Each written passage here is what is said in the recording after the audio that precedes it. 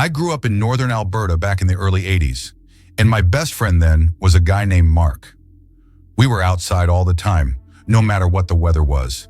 If the ground wasn't snow-covered, we were out adventuring. Mark's family owned a ranch right on the edge of a huge area of forest that seemed to have no end. My parents would drop me off at his house early on a Saturday, and we'd vanish into the woods until Sunday evening. The only time we stopped doing this was if we had to be at school. We were obsessed with pretending we were pioneers, two boys living in the wild as though it was the 1800s. We'd build lean-tos from sticks and leaves, try to fish using string and bent nails, even try to start fires by rubbing sticks together, although we never quite mastered that last one. Looking back, some of the greatest days of my life were those weekends. We didn't worry about phones or homework or anything else. It was just us and the woods. By the time we were in our mid-teens, 16 or so, we were moved by the movie Stand By Me. It had recently been released, and we were captivated. We decided we'd do our own version of the story, walk the railroad tracks that cut through the countryside just outside of our town. Unlike the kids in the movie, we weren't looking for a body. We were searching for hidden bridges, rivers to fish in private, and hidden campsites where no one would bother us.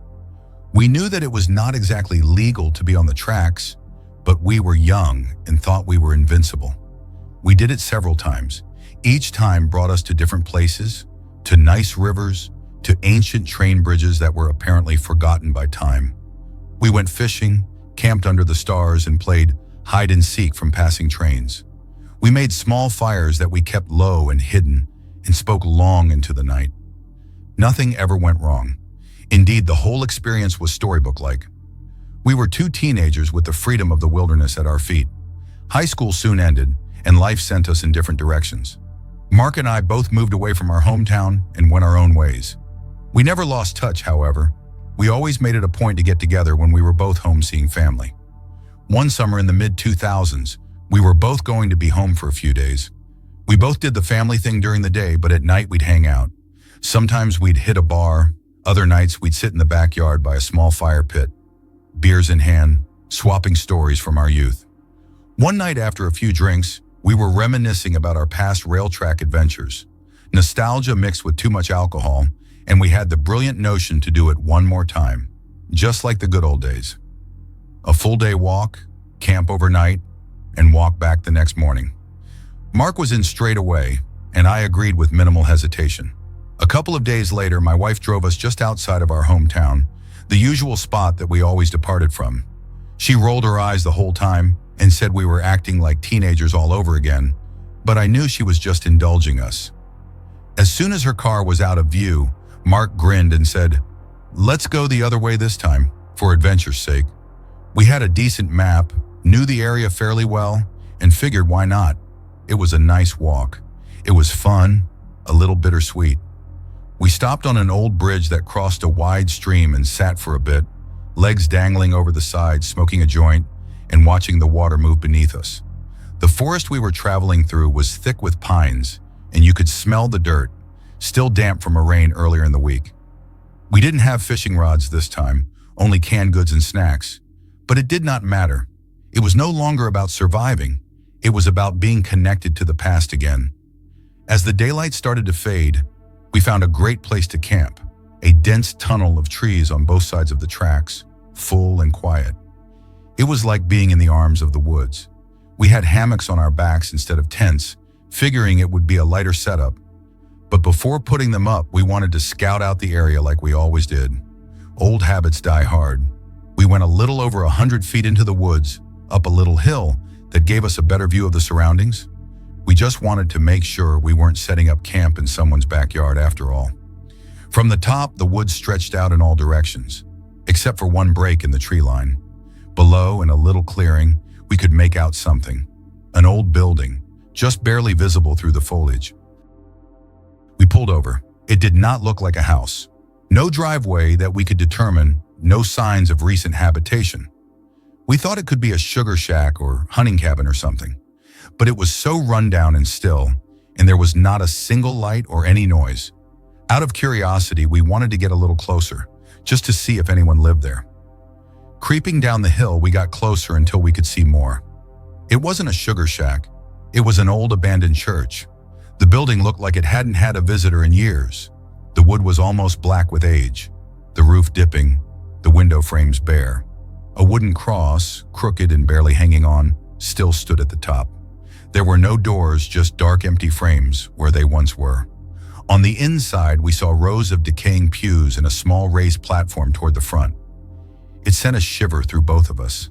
The silence in that part of the woods was different, too quiet. We did not go in. We turned and walked back up the hill. Setting up our hammocks on the opposite side of that ridge gave us some comfort, as though the earth itself was between us and the eerie building. The sun was almost down, and there was no time to find another camp. So we settled in, made a small fire, ate, and tried to make jokes about the uncanny sensation. Sometime after night had fully set in, as we were reclining in our hammocks, we started to hear something, distant and faint, in the direction of the church. It resembled singing.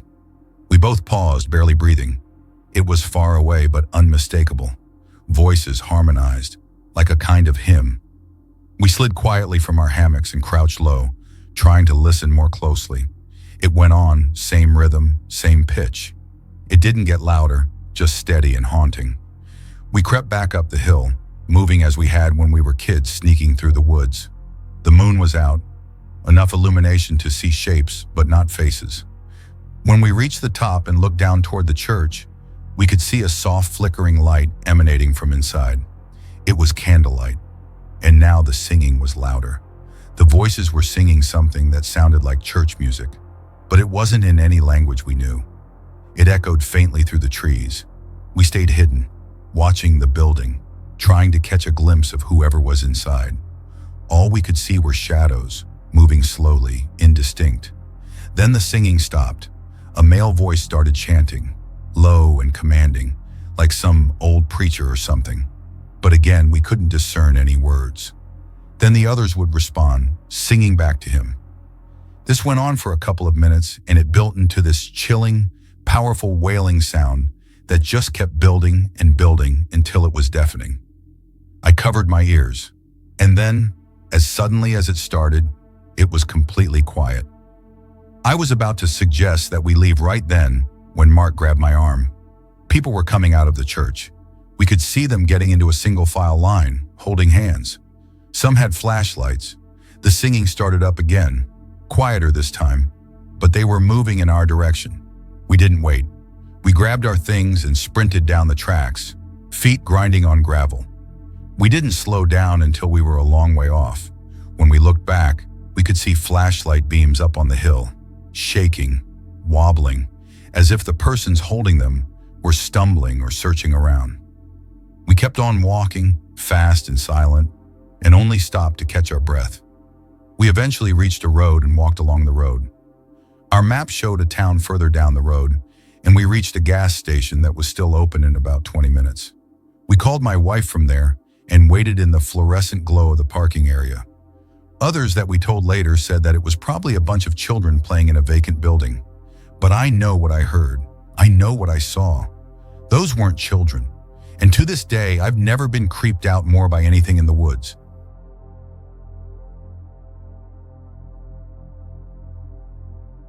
My boyfriend and I went camping one spring in some wilderness reserve up north in Oregon. I think it was Black Pine Wilderness, but honestly, I no longer have a clue.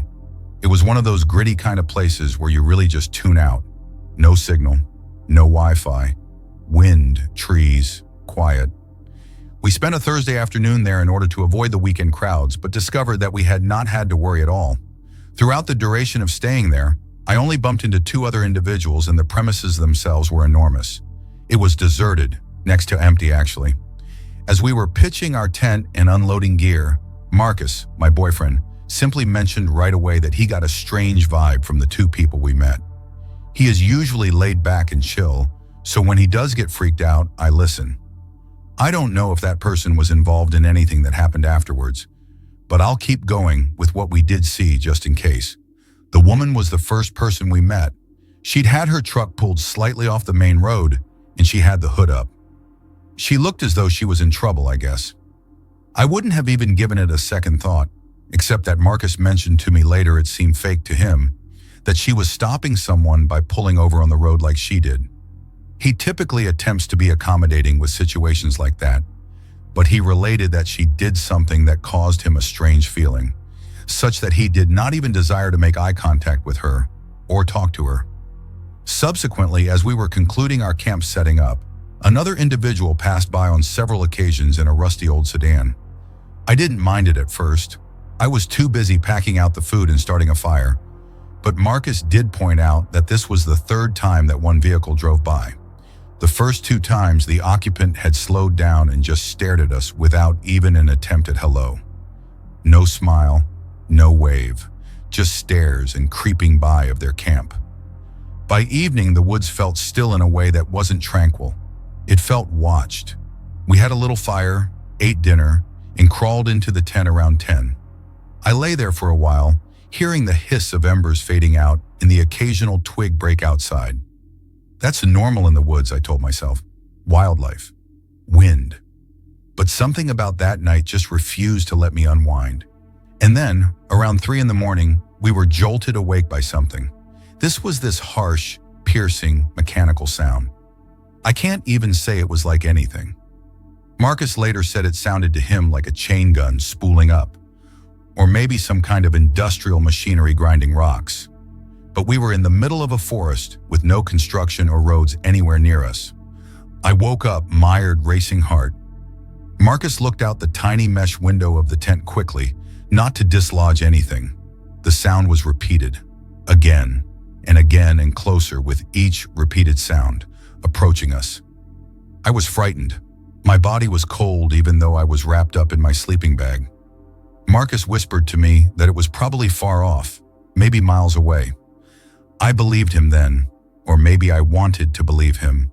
I mean, loud sounds carry in the woods, don't they? Well, afterwards, he admitted to having lied in order to try and keep me peaceful. He explained that it did actually sound as though it was right along the narrow dirt trail up to our camp area. At one time, he believed it was just beyond the trees, even possibly right outside the tent. He didn't mention a thing then because he thought maybe someone, or something, was trying to lure us out intentionally. He was constantly whispering to me to go back to sleep, and that's a sign. Marcus only whispers if there is a real reason. I couldn't sleep though. Any crackling noise outside, any creaking, became a sound coming towards us. My muscles were tense throughout. Maybe a half hour later, when the disturbance had stopped, Marcus informed us that we should quietly collect and go. No waiting until morning. He grabbed the machete we'd brought along, just in case, and carried it in front of him. Luckily, the moon was almost full, so we could see without flashlights. As we quickly broke camp, I noticed something beside the campfire that made my stomach turn. An empty beer can. We had not brought beer, and it had not been there when we retired. That meant someone had been nearby us while we were sleeping. We did not talk. We did not slow down. We jammed all of it into the trunk as fast as we could and drove until we were in town again. The whole trip was quiet, just the rumble of tires on gravel and Marcus gripping the steering wheel too hard. For the rest of the trip, we slept in crammed campgrounds. The family ones with kids on bicycles and tents packed side by side. Or we just picked a cheap motel if we couldn't get anything else. After that night, we didn't care about scenery or vistas. We just needed a door that closed and a front desk we could reach. Even to this day, I still think about what might have happened if we didn't even listen to the noise, or if we went outside when we heard it start. There was something out that night, and whatever it was, I'm just glad it didn't get what it came for.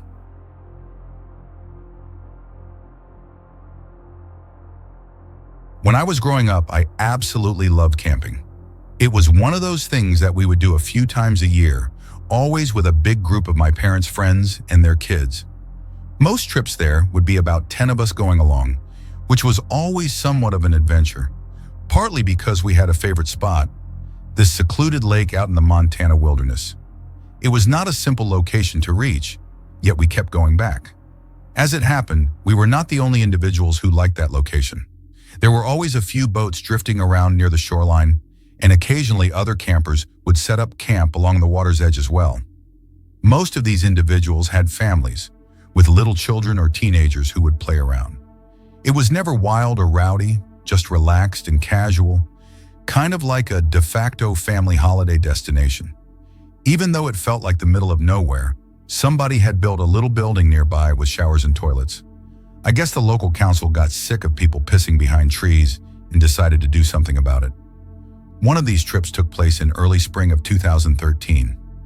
I recall the year specifically because I had adopted my dog Daisy only a few months before that winter. It was a birthday gift to myself. I had gone to the shelter and picked her out in December, paid the adoption fee myself, and brought her home. Reddit, I know you guys love dogs so much, so trust me when I say Daisy's going to be the star of this story. Daisy came into my life as a 6-month-old puppy rescued from a dogfighting ring. We never knew for sure what her breed was, but most thought she was a greyhound/pit bull mix. She was very gentle with people and most other dogs despite her background. But if you ever threatened someone she loved, she wouldn't hesitate. By the time that camping trip came around, I'd had Daisy for roughly 4 months. She'd never been camping, but in my family, dogs were part of the adventure. So when we loaded up the SUV to leave, Daisy got in with us. Unlike most of our trips, none of our usual family friends could make it. So it was only my brother Oliver, my dad Mike, my mom Heather, and I. I did not really care about the other children not being there. I preferred hanging out with Daisy anyway, and I still had Oliver to hang out with. The drive out took about 6 hours, and we left later than usual, although I don't remember why. We pulled up to the lake just as the sun was setting below the horizon, which wasn't ideal since it's no fun pitching a tent in the dark. We'd been hoping other campers would already be there, their fires burning on the beach. But when we arrived, the place was completely empty. Despite the eerie silence, my parents started unloading the gear and trying to pitch the tent. Oliver and I were instructed to retrieve the lighter bags from the back of the car as they fumbled to work by flashlight. I rolled the window down a bit for Daisy before I got out. It was warmer than usual for early spring, and I wanted to get her out in some fresh air. I always looked out for her like that. Being there on the sand, alone in the dark with no one else around, made me feel odd. The lone road to the lake wound around it in a big circle, like a gigantic zero, and there was one small bridge on a side that crossed over a little stream. You could actually drive entirely around the lake in a full circle if you wanted to. I wasn't exactly watching the road, just complaining to Oliver about being tired, but my mom was watching. About 15 minutes into our setup, while my dad was still struggling with the tent pegs, Mom whispered to him, asking if he'd noticed a car circling. She said it had gone around a few times already. Dad just shrugged. That's kind of how he is, he doesn't panic easily.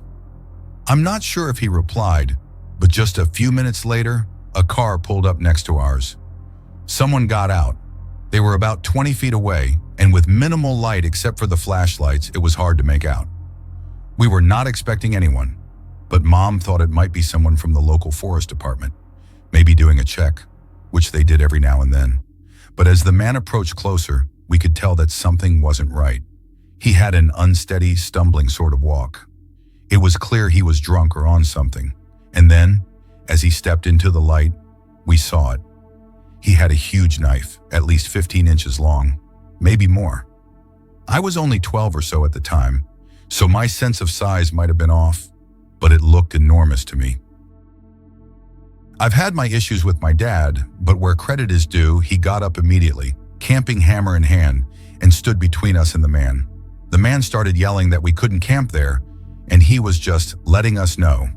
Dad tried to stay calm, said we'd leave, but the man wouldn't stop. He just kept coming, still shouting. Oliver and I both started crying. I remember shaking so hard I could hardly stand. It was like anything could break out into violence at any second, and I just didn't think Dad would be able to defend himself. That guy would have hurt or killed him if he had fought back, and probably us too. I do love my mom, but in a situation like that, she always freezes up. She would have stayed instead of running off with us. That's not what happened, though. Before any of us could react, something darted out of the shadows like a bolt of lightning, Daisy. None of us even saw her move, least of all the man. She zeroed in on his arm and latched onto it. She tore through his jacket and into the flesh underneath. He dropped the knife right away, She had gotten the arm that he was holding the knife in. He kicked and punched her until she let go, then got up, grabbed the knife, and ran to his car, peeling out into the darkness. Daisy did not pursue him. She stayed behind with us, bleeding from her face. We loaded everything up as fast as we could, tossed it in the car, and jumped in.